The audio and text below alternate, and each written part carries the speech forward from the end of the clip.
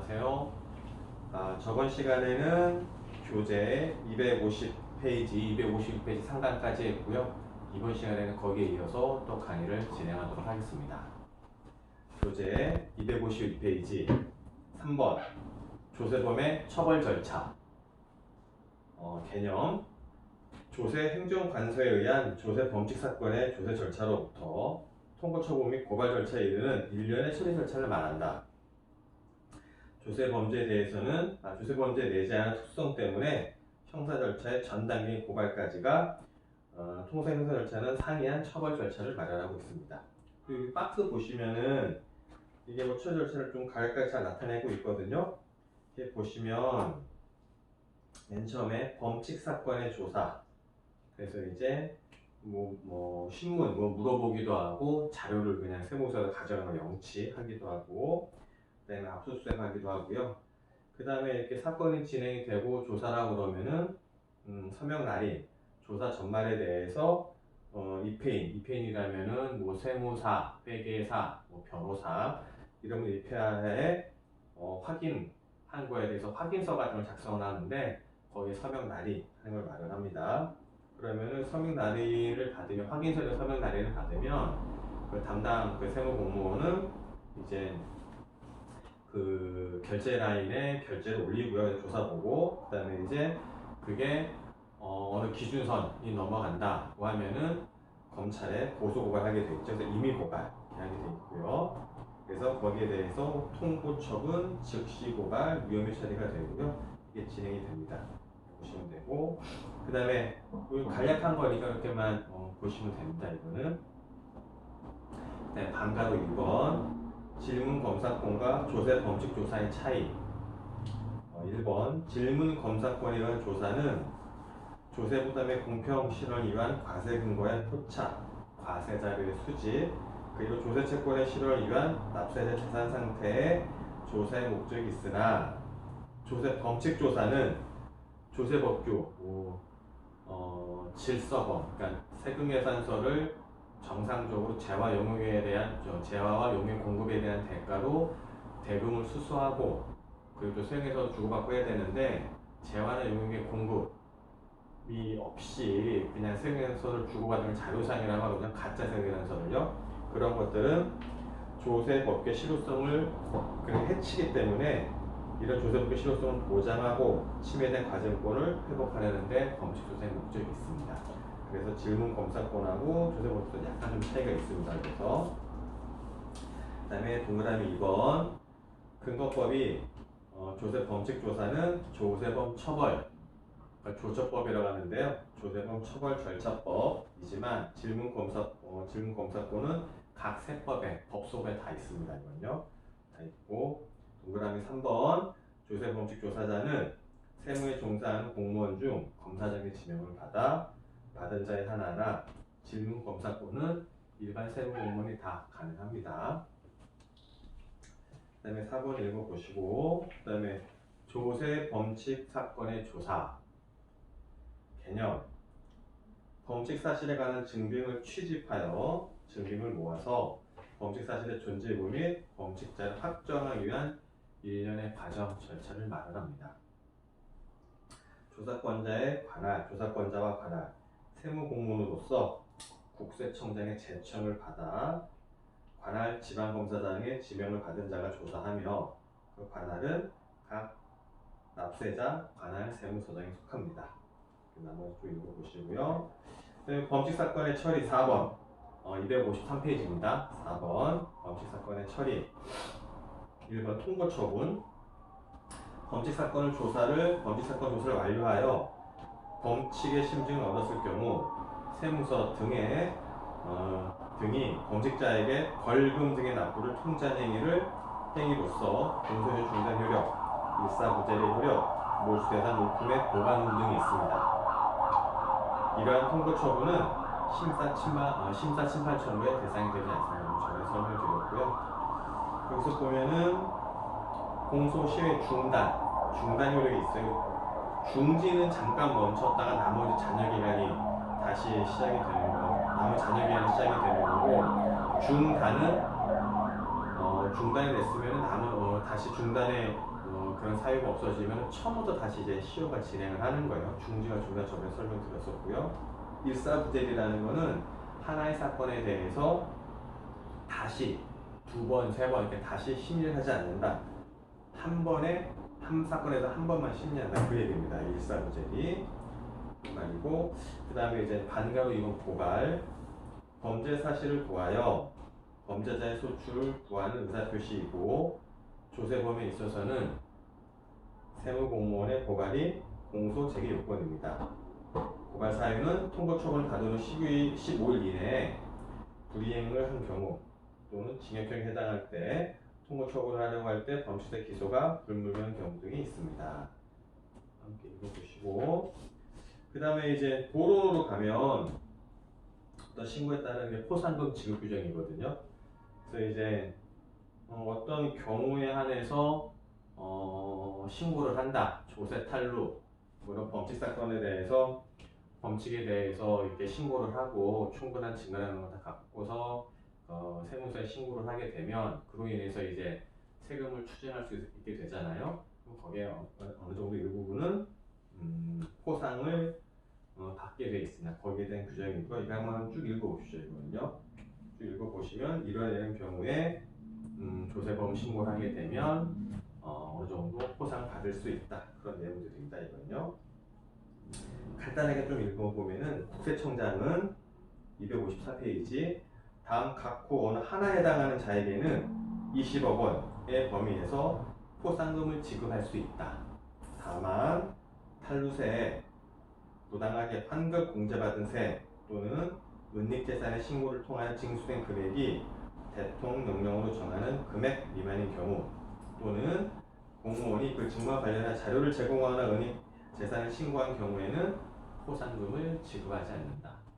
즉 세무서 내부에 있는 공무원들이 이렇게 신고를 해도 어차피 업무와 관련되어 있기 때문에 이분들한테는 포상을 별도로 하지는 않고요. 공무원들이 아닌 일반인들 했을 때 하는 거고, 어느 금액 이상이 돼야지만이 그 포상 대상이 된다. 이렇게 이해하시면 될 것 같습니다. 그럼 이로써 이제 조세기본법 이로써 마쳤고요. 그 다음에 이제 좀 넘기다 보시면 이제 조세 실체법이 나와요. 그래서 이제 몇 페이지냐면은 한 263페이지 정도 좀 되는 것 같은데, 조세 실체법에서 이제 거기 보시면은 법인세법 1장부터 6장까지 뭐 법인세, 소득세, 소비세, 그다음에 자산보유이전세, 그다음에 지방세, 국제조세 이렇게 나오는데요. 이거를 차례차례 법인세법부터 하게 되면은 여러분들이 아마 이해하는 게 받아들이기 아마 쉽지가 않을 거예요. 그래서 좀 법소부, 법인세, 소득세, 부가세가 있는데, 그래도 이제 간접세인 부가가치세부터 하고요. 그 다음에 뭐 소득세, 법인세 이런 순서로 진행을 하려고 합니다. 그래서 만약 시간이 좀 더 허락이 된다면 나머지 이제 자산보유이전세라든지 뭐 지방세, 국제조세도 하게 될 거고요.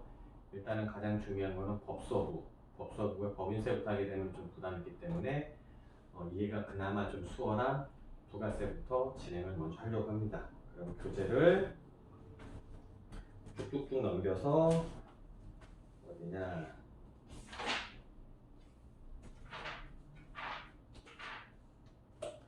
333페이지 소비세법입니다. 소비세. 아까 법소부라 그랬는데요. 간접세, 그러니까 소비세, 그 소비세 안에 포함이 되어 있습니다. 그래서 대표적인 게 이제 부가가치세고요.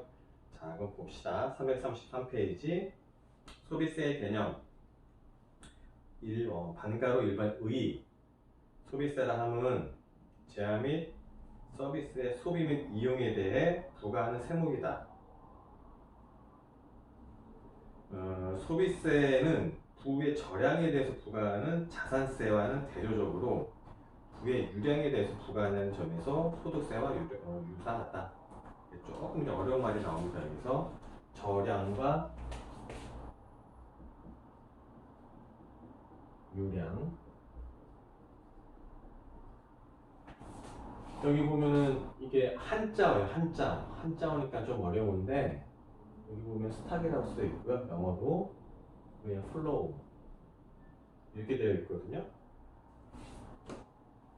이게 뭐냐면은 예를 들어서 이제 여기 보면 절약에 대해서 부과하는 자산세, 예를 들어 재산세하고 다르고 소비세 뭔가 흘러가는 거에 대해서 흘러가는 거거든요. 흐를 유자, 저장을 저자예요 이게요. 흘러가는 거에 대해서 부과하는 세다. 이렇게 좀 설명을 드리면 예를 들어서 이제 이 아파트가 이렇게 있어요, 그죠? 그래서 아파트가 이렇게 있다, 집이 있다 그러면은 이게 이제 이 등기 소유자는 6월 1일 날 형식상 등기 소유자는 그러니까 등기비 등본에 소유자로 등재해 있는 사람은 여기에 대해서 재산세를 내게끔 돼 있어요. 그리고 이 납세자가 전국적으로 가지고 있는 재산이 좀 어느 정도 기준금액 이상이 된다. 그러면은 종합부동산세를 또 재산세와 별도로 또 납부를 해야 되고요. 그러니까 어느 특정 시점의 상태, 정지돼 있죠, 특정 시점에 정지돼 있는 그 상태를 보고 부과하는 거를 재산세, 자산세가 대표적인 거고요. 그러나 절약이라는 거예요, 절약. 머물러 있다. 스탁의 개념이에요. 쌓여 있다는 개념이에요. 그런 개념이고, 그다음에 유량은 뭐냐면은 유량이 흘러가는 거. 물이 높은 데서 낮은 데 이렇게 흘러가는 것처럼 예를 들어서 이제 공장에서 뭔가 물건을 만들어요. 그럼 어디로 가죠? 어떤 이제 그 유통 과정을 통해서 계속 과정을 통해서 결국 소비자한테 가잖아요. 결국 쭉 하다가 이제 그 마지막 최종 소비자한테 가는데 그럼 요 거래 단계 1차 유통자, 뭐 2차 유통자, 세 번째 유통자, 뭐 그 다음에 소비자로 간다고 가정을 하면 요 거래 단계마다 과세를 하는 거를 유량에 대한 과세라고 합니다. 흘러가잖아요. 이렇게 흘러가는 거. 절약에 딱 머물러 있고 그렇게 이해를 하시면 돼요. 이 말은. 저 다시 한번 읽어보면 333페이지 의 첫 번째 줄 소비세는 부의 절약에 대해서 부과하는 자산세, 부의 절약, 머물러 있는 거에서 부과하는 자산세는 대조적으로 부가 이렇게 이렇게 흘러요. 유량에 대해서 부과하는 점에서 소득세와 유사하다. 소비세 특징을 보시면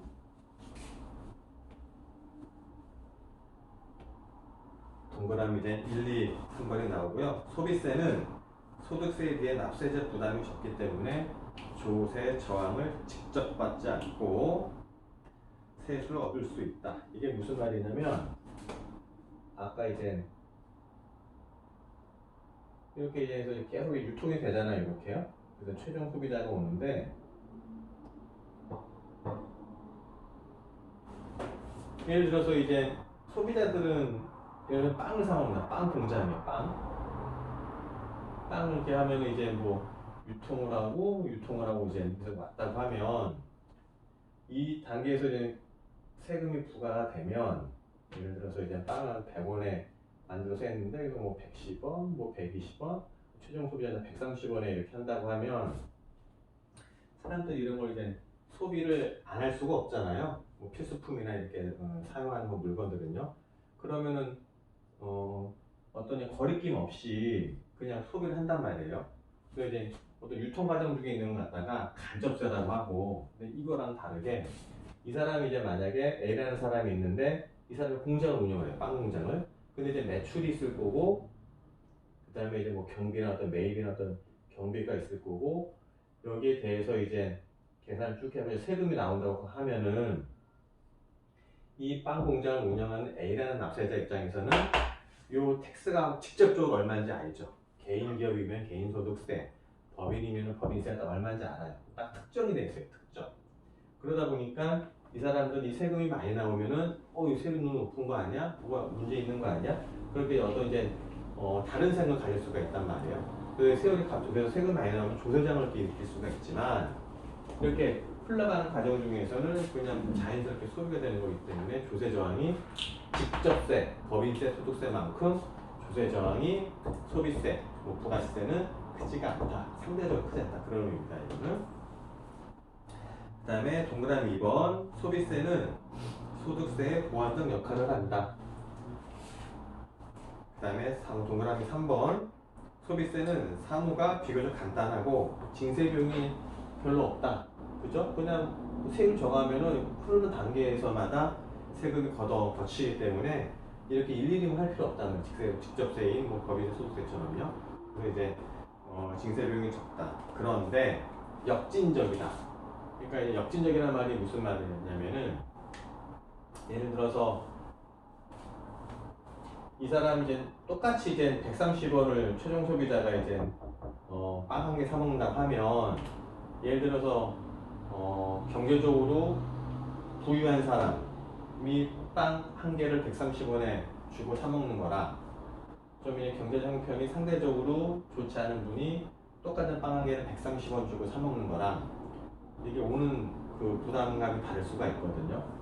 그래서 이제 세금은 똑같죠. 원래 이게 쭉 과정에서 오게 세금이 붙는데 같은 세금 부담을 하더라도 상대적으로 경제적으로 열악한 지위에 있는 분들이 더 많은 조세 부담을 느끼게 돼요. 그걸 갖다가 역진적이라고 해요. 원래는 이제 누진적이라고 한다면 이렇게 이제 매출이 많고 그래서 당기순이익이 높고 그러면은 과표가 높잖아요. 그러면 이제 더 많은 세금이 내는 거를 당연한 건데 비례적으로 이렇게 가는 게 맞는데 이거 같은 경우에는 같은 세금을 내더라도 본인이 처한 경제적 상황에 따라서 세액 부담을 더 크게 느낄 수가 있단 말이에요. 그래서 역진성이 좀 문제가 된다는 거죠. 간접세들은요. 그 다음에 334페이지 넘어가시면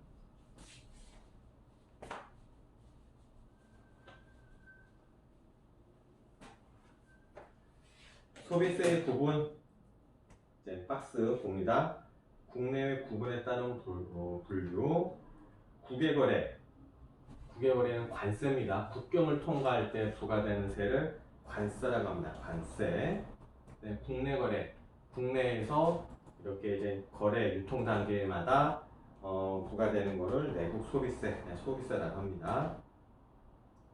두 번째, 과세 대상 상품 종류에 따라서 분류를 해보면 어떻게 되느냐? 특정 상품, 예를 들어서 뭐 특정 상품에 대해서 부과하는 거를 개별 소비세.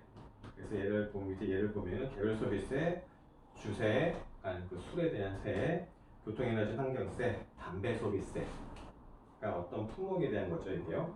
그다음에 일반 상품에 대한 거는 그러니까 뭐 어떤 상품이 다 있다는 거죠. 예를 대표적인 게 부가가치세.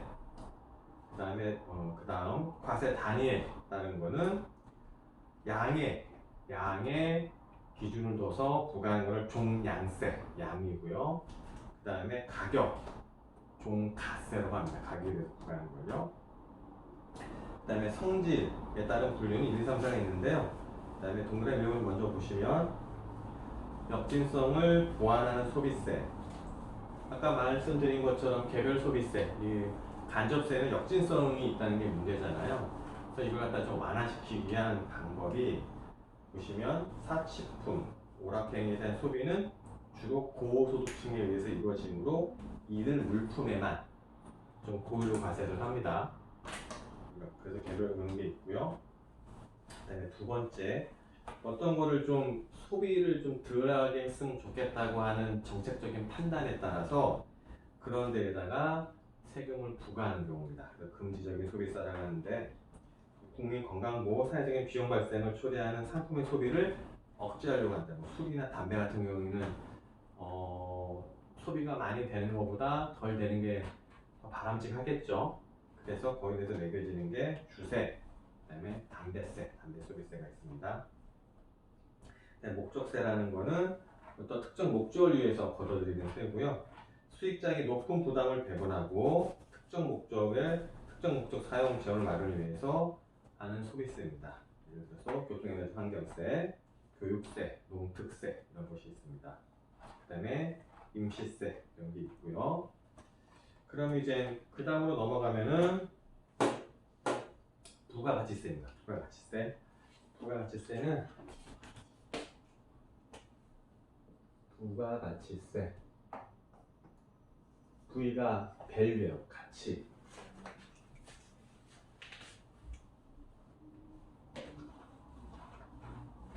그다음에 가치가 붙은 added tax. 이게 부가세고요. 여기에 대해서 알아보도록 하겠습니다. 부가세는 전 세계적으로 다 있는 게 아니고요. 몇몇 나라만 있습니다. 몇몇 나라만. 우리나라 같은 경우는 부가세율이 10%인데 뭐 일본 같은 경우는 7%, 나라마다 조금 차이가 있고요. 우리나라가 60년대쯤에 이 부가세를 도입을 했고, 그때 당시에 그 미라를 보면 많은 나라에서, 다른 나라에서 뭐 프랑스나 그때도 그런 게 도입이 없었거든요. 많은 유럽이나 선진국에서는 경제가 그렇게 성숙 발전하거나 성숙되지도 않은 국가에서 부가세를 도입한다고 해갖고 굉장히 이거는 실험적인 세목이다 하고 굉장히 기대보다는 우려를 많이 했었어요. 그래갖고 다행히 여러 가지 뭐 이제 문제도 있긴 했었지만 다행히 잘 정착을 했고요. 그래서 지금 자기 조세의 한 큰 축을 지금 이루고 있고요. 근데 이제 많은 국가들에서는 이거는 조세장은 적긴 하지만 이건 인플레이션 우려도 있고 여러 가지 문제가 있다 보면서 이제 각국에서는 도입을 많이 반대를 했었거든요. 그런데 정작 한국이라는 나라에서 이 제도가 잘 안착이 되고 세수도 좀 만만치 않게 국가 재정을 이렇게 튼실하게 해주니까 다른 나라에서 이걸 이제 뒤늦게 이거 괜찮은 제도구나 라고 하고 이제 도입을 하려고 하거든요. 근데 이제 도입을 하려고 하다 보니까 국민적인 어떤 저항에 부딪히는 거예요. 우리나라 같은 경우에 10%잖아요. 100원짜리 빵이면 예를 들어서 어떤 100원짜리 물건이다. 근데 유통이 되면 이제 10원이 붙는 거예요. 110원이. 근데 계속 그냥 100원으로 이제 물건 거래가 있었는데 이런 세금이 하나 세목이 되면 물건 값이 10% 올라가잖아요. 그러다 보니까 그거는 국민적 합의가 있지 않고서는 쉽지가 않단 말입니다. 그래서 다른 나라들은 부가세를 세목으로 해서 이제 도입을 하고 싶지만 각 나라마다 재정들이 지금 많이들 어렵거든요. 그래서 이제 그런 필요 때문에 재정 수입 확충을 위한 필요 때문에 부가세 도입을 하고 싶지만은 국민의 공감대가 잘 형성되지 않고 그래서 도입이 안 되는 나라가 많습니다. 일본 같은 경우는 5%였다가 7% 올리는데도 그냥 굉장히 좀 소란스러웠고요. 뭐 그런 일들이 있었습니다. 근데 우리나라는 그 60년대 좀 암울한 시대 강제적으로 어떻게 빨리 도입이 돼서 그냥 잘 안착이 돼. 괜찮은 제도입니다. 괜찮은 제도. 자, 335페이지 부가가치세의 일반적 개념 의의를 보겠습니다. 부가가치세는 기업 활동을 통해 생성된 부가가치에 대한 개념이다. 가치가 있어요. 가치가 있는데 가치가 더해진다는 거예요. 더해진다. 더해진다는 거에서 부가가치라고 합니다. 우리나라의 부가가치세는 부가가치 개념을 소비용으로 보고 있으며 실질적인 세금 계산을 전당계 레이트 공제법을 사용하고 있다. 이건 나중에 또 설명드릴 겁니다. 전당계 레이트 공제법. 이 세금의 담세자가 최종 소비자라는 점에서 볼 때 소비세이며 특히 모든 제한 및 용역에 대해서 단일세율 10%로 과세된다는 점에서 일반 소비세라고 볼 수 있습니다. 부가가치가 뭐냐면 어떤 물건이 이렇게 있어요. 똑같은 물건을 이렇게 이제 거래 단계가 있다고 하면은 이 사람이 이제 물건을 만들었어요. 100원에 만들었죠. 팔아야 돼요. 그죠? 이윤을 얼마 붙이고 팔잖아요. 그래서 이윤이 만약에 10원이 붙고 거기에 부가세 요거에 10%가 될 거 아니에요. 11원. 그럼 이 사람 얼마야? 121원이 되는 거예요. 그죠? 그럼 이 사람이 121원에 매입을 해서 본인의 이윤이 있어야 될 거 아니에요. 이윤을 예를 들어서 만약 9원을 한다. 그러면은 130원이잖아요. 그럼 여기에 부가가치세가 13원. 그래서 143원이 돼요.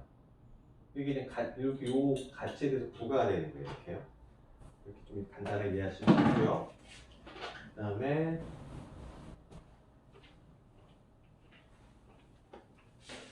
부가가치세 형태. 부가가치세 형태는 그러면은 잠깐 쉬었다가 형태부터 이어서 가도록 하겠습니다.